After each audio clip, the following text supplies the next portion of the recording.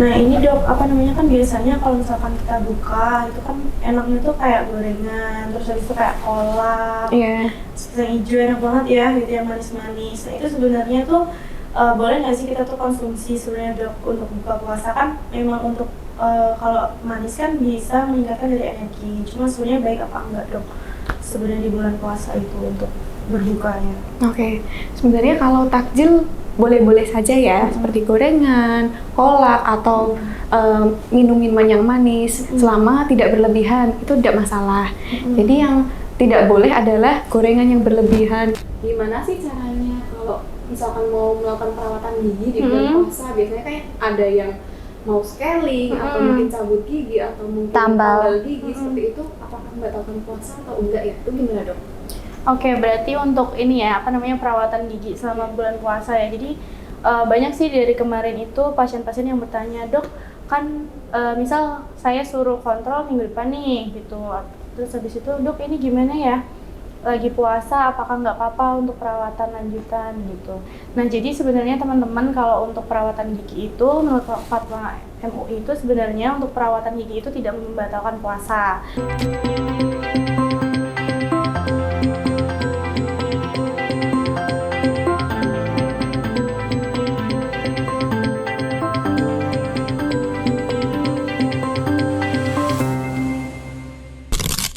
Halo Sobat PMI, selamat datang di Poditi Podcast Humanity. Sebelumnya kita mengucapkan selamat puasa bagi yang menjalankan. Nah, pada bulan puasa ini, siapa nih yang suka kalap kalau pas jajan takjil? Doktrin. Iya, enggak. Kalap mata. Lapar mata. Nah kan apa namanya, jadi kita kan menjalankan ibadah puasa itu kan 1 bulan full ya teman-teman. Nah, dan kita menjalankan ibadah puasa itu di 12-14 jam per harinya ya dok ya. Nah jadi kita diwajibkan untuk menahan diri supaya tidak makan, minum, serta melakukan segala aktivitas yang bisa membatalkan puasa. Nah, otomatis kan asupan harian kita itu kan berkurang ya dok ya, kayak seperti kecukupan energi, cairan, seperti itu. Nah, itu gimana ya dok caranya supaya kita tetap bersemangat saat puasa gitu. Tetap terjaga gitu dok. Oke, kalau untuk mencukupi dari energi, cairan seperti itu ya dok ya, terutama di bulan puasa kan kita ada fasenya stop untuk makan dan minum nih.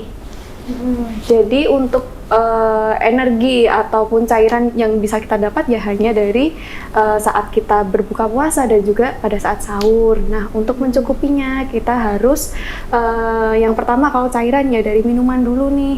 Dari minuman kita cukupkan biasanya sebelum sahur kita minum 2 gelas atau pada saat sahur ya. Terus pada saat berbuka atau pada saat malam hari biasanya nih kita cukupkan 4 gelas.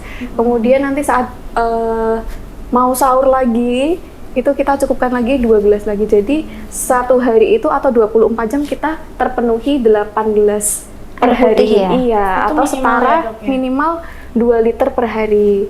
Terus kalau untuk makanan yang harus kita penuhi tetap karbohidrat, lemak, protein, kemudian sayur, buah atau serat, dan juga seperti tadi cairan dari minuman. Iya nih, padahal pola makan sama minum sangat penting untuk kita jaga untuk menjalankan aktivitas di bulan puasa itu dengan baik ya dok ya. Betul. Kita wajib mengetahui tingkat kecukupan energi, serat, serta cairan saat bulan puasa nih dok.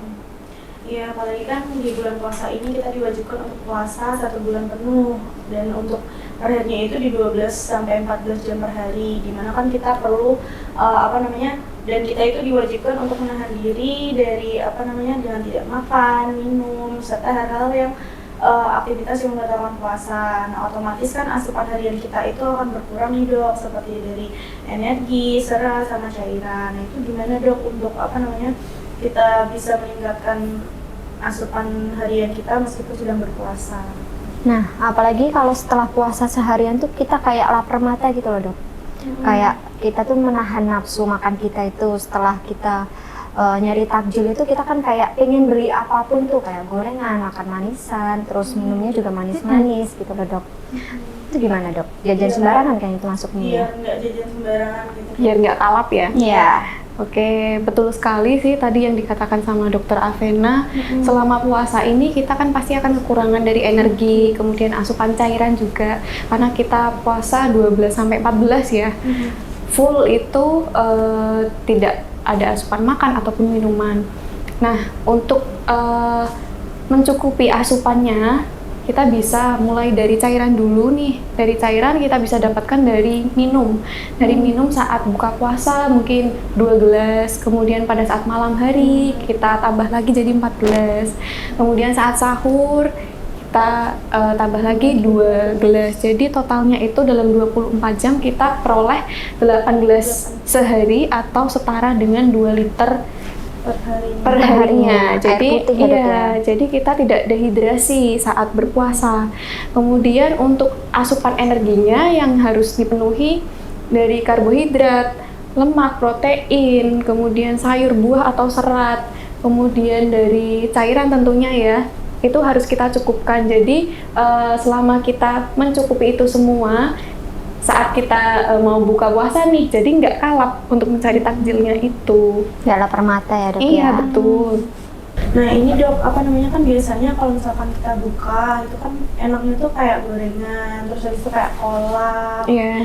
yang hijau enak banget ya gitu, yang manis-manis. Nah itu sebenarnya tuh boleh nggak sih kita tuh konsumsi sebenarnya dok untuk buka puasa? Kan memang untuk kalau manis kan bisa meningkatkan dari energi, cuma sebenarnya baik apa enggak dok sebenarnya di bulan puasa itu untuk berbukanya? Oke, sebenarnya kalau takjil boleh-boleh saja ya, seperti gorengan, kolak, atau minum-minuman yang manis, selama tidak berlebihan, itu tidak masalah.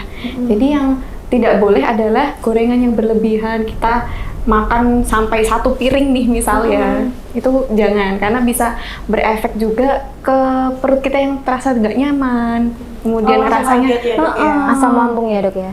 ya Beda? bisa berkorelasi lah ya. Kemudian rasanya kayak kembung, nggak enak, nggak nyaman. Terus untuk minum-minuman manis kita boleh konsumsi secukupnya saja, jangan berlebihan. Nah kalau misalkan apa kayak misal buka puasa itu baiknya tuh air putih dulu atau kayak teh hangat dulu nih dok, atau apa kan minuman manis gitu dok baiknya? Oke. Kalau yang paling baik sebenarnya air putih itu baik ya dok.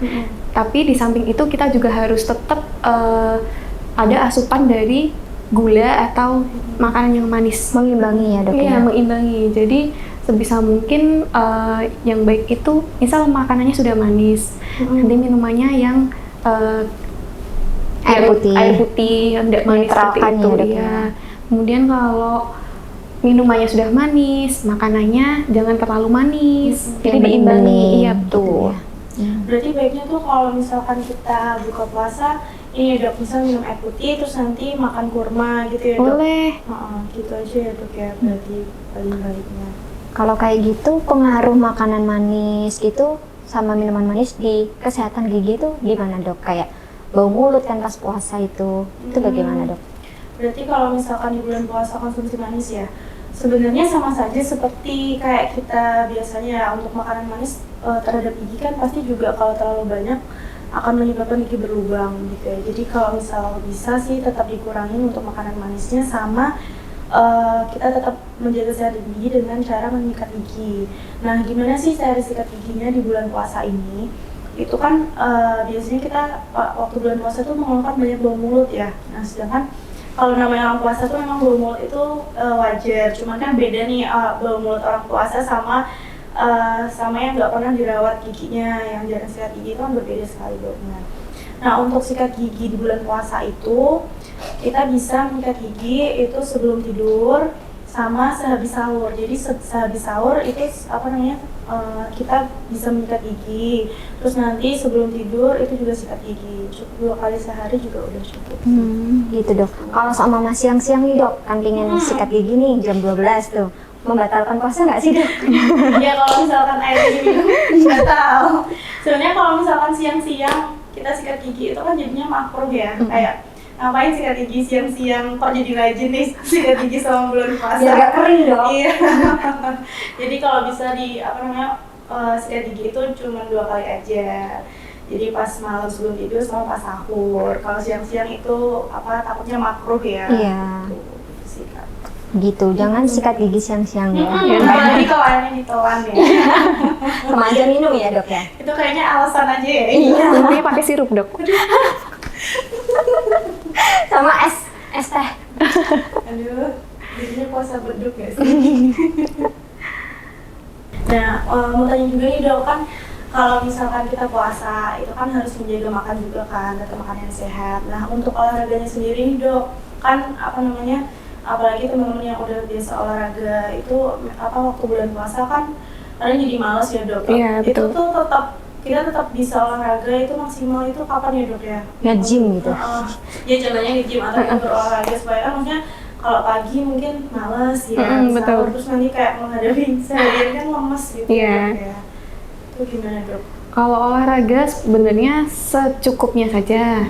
Biasanya kalau pada puasa itu kita bisa olahraga pas setelah berbuka atau pagi hari setelah sahur. Jadi kan kita sudah punya nih cadangan energi di badan kita ya, terus kita lakukan olahraga itu malah justru lebih bagus. Asupan ya dok ya. Kalau misalkan beberapa jam sebelum buka itu juga nggak apa dok? Tidak masalah selama energi kita masih cukup dok. Jadi jangan sampai jangan sampai kita kekurangan gula terus kita forsir olahraga yang berat kayak nge-gym gitu ya, sampai mungkin aerobik itu juga kan bisa bikin kita jadi lemes atau bahkan pingsan. Berarti mungkin bebannya nggak dikurangin aja ya dok ya dari biasanya gitu ya, biar nggak terlalu kecapean. Biar nggak kaget nih perut. Iya. Kan kosong perutnya, terus banyak kegiatan jadi kayak down ya dok ya. Iya. Nah dok, kalau untuk puasa itu kan kayak badan tuh terasa lemes gitu ya dok. Kayak kita tuh pengennya tidur terus. Kan rasanya kayak kekurangan energi. Enaknya tuh tidur, habis itu buka gitu loh, buka puasa. Itu gimana dok? Sebenarnya kurang baik juga ya, karena kan jadi kita kurang gerak nih.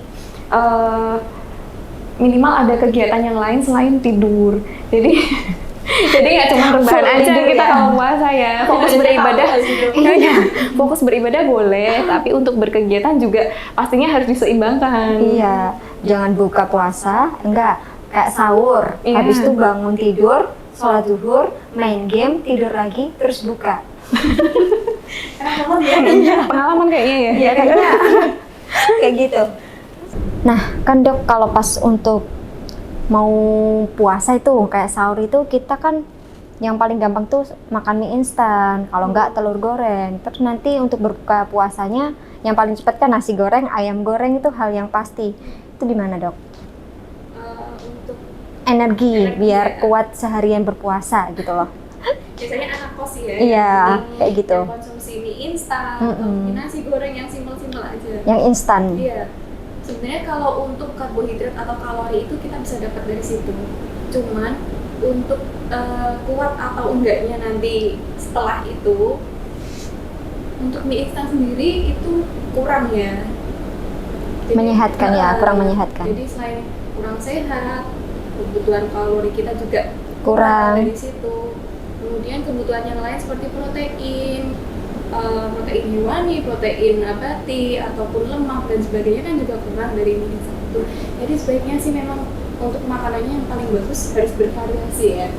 Bergonta-ganti ya. Nggak usah yang Berarti mahal-mahal. ini ya dok, kayak misal kalau nggak direbus-rebus ya dok. Rebus malah justru bagus ya. Maksudnya kayak misal dari tempe, tahu kayak gitu ya. Dok. Diimbangi dengan sayuran juga ya. Tetap berarti antara protein, karbo sama seratnya harus imbang ya dok. Sayur, buah, air putih gitu ya dok ya. Iya, jadi jangan hanya goreng-gorengan nih, yang penting kenyang, tapi nanti lapar. Iya kan biasanya. Biasanya gitu sih dok, kalau misalkan kita buka nih terlalu banyak kan, kayak kita udah keenakan tuh makan, terus nanti jadi waktu mau tarawih tuh kan ngantuk gitu. Sedangkan kalau misalkan nanti makan setelah tarawih tuh juga pas mau sahur tuh masih kenyang gitu. Iya bener. Kak ini perut keras juga pernah kayak mau sholat nih karena habis kekenyangan Iya. buka puasa kita kebanyakan makan nih, jadi kan perut kayak rasanya itu gimana ya, keras gitu loh, kan nggak enak buat beribadah juga untuk sholat tarawih begitu.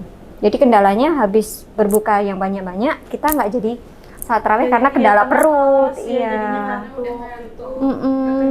Iya. Jadi sebelumnya sih memang harusnya jangan terlalu kenyang ya. Iya. Buka ya secukupnya aja. Cukup Berarti membatalkan. sebenarnya tuh bukan ini ya dok, bukan karena makanannya bikin ngantuk sebelum tarawih ya dok, cuman karena memang kita konsumsinya yang terlalu Asupan banyak energi. gitu, yang berlebihan ya, nggak imbang gitu ya dok, jadi bikin ngantuk. Asupan yang kita makan tuh gimana efeknya di kita sendiri ya. Ngomong tentang ngantuk, pada saat puasa juga kita harus cukup untuk istirahat. Nah itu dok. Jangan Biasanya begadang. Kan, habis taraweh nih nongkrong dulu dong sampai sahur. Kebiasaan dokter Avena itu kayaknya itu. Aduh. Atau nggak nanti sahur on the road kayak gitu dok. Maksudnya kan pasti banyak teman-teman nih sekalian nih pada begadang sekalian lah sampai sahur, baru nanti habis sahur baru tidur gitu, tidur seharian tuh kayak gitu dok. Itu juga berarti pengaruh ya dok buat tubuh kita ya dok. Sebenarnya pengaruh dok, untuk istirahat sendiri kan sangat berpengaruh ya. Karena kalau kita puasa aktivitasnya sudah diminimalisir seminim mungkin. Kalau istirahatnya nggak cukup ya tetap aja nanti kita akan merasa capek, ngantuk, nggak berenergi. Iya. Untuk kita yang bekerja itu dok, Iya, jangan fokus ya. bangunin sahur itu, jaga energinya buat kerja gitu dok. Soalnya tuh nanti takutnya kalau misalkan nih kita habis taraweh terus habis itu kan kadang habis main tuh udah nanggung nih mau sahur, kalau tidur kan nanti kebablasan nggak sahur ya dok gitu. Kaum Ya, teman-teman ekstrovert. ya, diingat ya. Tidur yang cukup gitu, jangan nggak usah lah ini ya, nggak usah lah Banyakan main-main nongkrong. doang. Apalagi untuk bangunin sahur sebelum kerja, buang-buang energi ya dok ya. Nah dok, ini ada pertanyaan dari teman-teman nih dari DM Instagram. Gimana sih caranya kalau misalkan mau melakukan perawatan gigi di bulan puasa? Biasanya kayak ada yang mau scaling atau mungkin cabut gigi atau mungkin Tambal. gigi seperti itu. Apakah membatalkan puasa atau enggak ya? Itu gimana dok? Oke, berarti untuk ini ya, perawatan gigi selama bulan puasa ya. Jadi banyak sih dari kemarin itu pasien-pasien yang bertanya, dok, kan misal saya suruh kontrol minggu depan nih gitu. Terus habis itu, dok ini gimana ya? Lagi puasa, apakah nggak apa-apa untuk perawatan lanjutan gitu. Nah, jadi sebenarnya teman-teman kalau untuk perawatan gigi itu menurut fatwa MUI itu sebenarnya untuk perawatan gigi itu tidak membatalkan puasa apabila dilakukan dengan benar. Jadi kayak misal penambalan, scaling itu nggak apa-apa banget untuk dilakukan selagi kan airnya tidak tertelan. Sedangkan kan Cuma untuk kumur-kumur perawatan ya? itu kan kita juga akan men-suction ya untuk mengambil airnya gitu. Jadi kita usahakan tidak airnya itu tidak tertelan. Nah, kemudian untuk misal pencabutan kayak gitu ya, karena pencabutan kan perlu minum obat. Nah, baiknya sih kalau saran saya itu dilakukan pencabutannya itu setelah berbuka itu juga bisa gitu. Jadi kayak pas waktu malam hari gitu. Nah, jadi untuk teman-teman untuk kalau mau melakukan tambal atau melanjutkan perawatan kayak gitu aman saja untuk perawatan giginya gitu. Nah, kalau misalkan memang masih takut untuk membatalkan puasa bisa dilakukan reservasi di malam hari kayak gitu. Ya, jadi tetap aman ya dok? kalau Iya, kita aman. melakukan perawatan di bulan puasa ya? Dari MUI sendiri udah menjelaskan bahwa tidak membatalkan puasa. Gitu. Iya. Nah, baik, terima kasih ya dokter Maul, dokter Avena. Aku baru tahu ternyata itu sangat penting banget ya menjaga pola makan, minum saat bulan puasa serta menjaga kesehatan gigi itu juga penting. Padahal aku kalau puasa tuh makan sama minum itu favoritnya tuh bukannya sama es teh itu yang paling seger kan. Sebelum pulang kita beli es teh dulu ini atau beli takjil dulu ini. Terus serta nggak lupa juga itu beli gorengan. Cilor-cilor. Iya, bakwan kasih cabai kan enak tuh ya. Enak banget. Nah, jadi makin harus berhati-hati agar punya badan yang sehat, agar bisa berpuasa dengan lancar dan baik. Energi kita itu tersimpan dengan baik gitu loh. Nah teman-teman, kalau ada yang mau request ide obrolan selanjutnya, boleh komen di kolom komentar di bawah ya. Bisa juga DM di Instagram PMI Kota Semarang, itu juga bisa. Terus ya Jangan lupa follow dulu. follow, komen gitu ya. Terus jangan lupa like juga. see you. Sampai jumpa lagi di episode berikutnya. Dadah. Dadah, terima kasih.